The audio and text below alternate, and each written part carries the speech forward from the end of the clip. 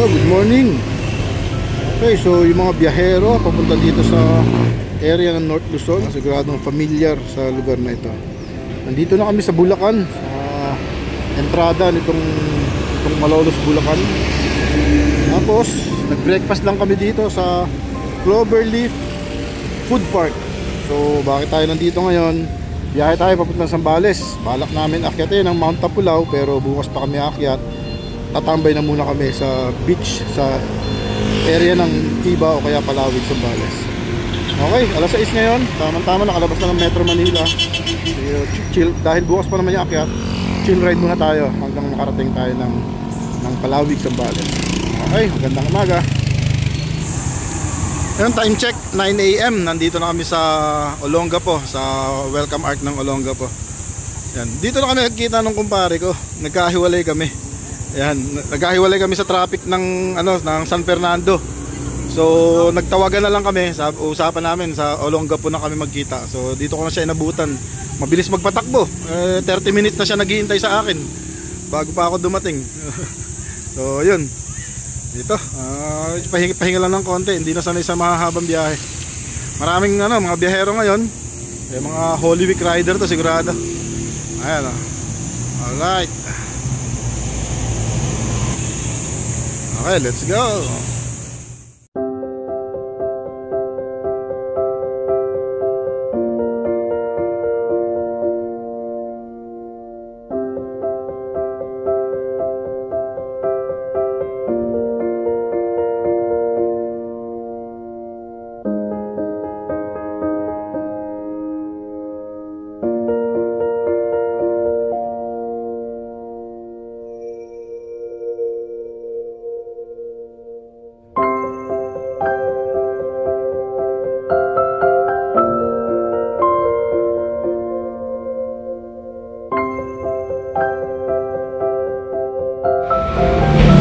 Yung tropa ko mapera, nag-stop over kami dito sa Cabangan, Zambales.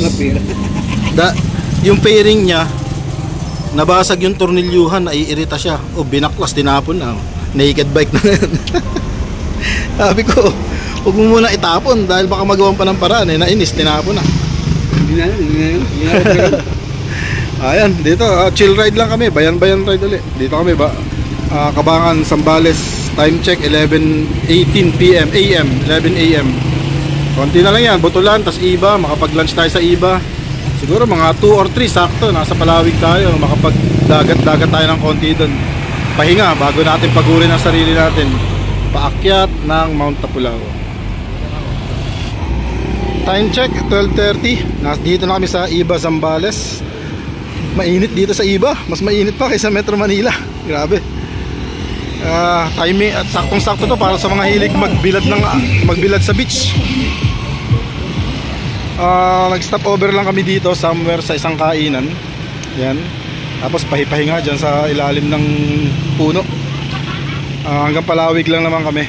Mga 30 minutes na lang yan. Alright. So pahinga tayo. Katatapos na natin magtanghalian. Time check 2:30. Dumating na kami dito sa Palawig, sa Palawig Beach. Yan. Dito na kami mag-overnight. Bukas kami aakyat ng bundok.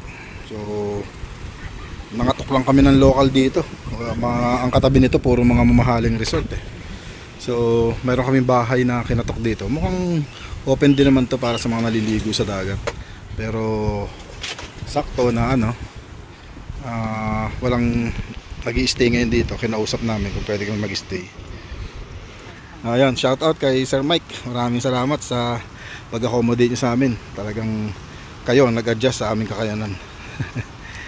So yun, dito kami mag-stay ngayon for overnight. Then pagkababa ng bundok, dito na rin ulit kami didiretso. Alright, maraming salamat Palawig. Okay. Hello, time check 5 PM. Early dinner kami. Aga 5 PM Bakit early dinner?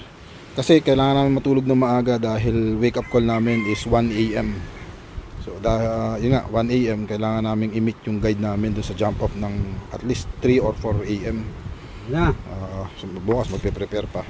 Okay, ang aming dinner, itong baon ni Paring dong na pinais na tulingan, no? Sarap niyan, no? Yan, no? Ito yung sabaw niya, oh. Tapos yung perfect na rice na naman natin. Alright. Ayos yan, oh. Perfect Kain na na. rice. Ayan ang kape, oh. Kain na. Okay, habang kumakain tayo, andito yung view natin. Sunset. Hindi makita. Hindi mabigyan ng justice ng camera natin. Yan, oh. Alright. Yan. Okay, kain po tayo. Let's go.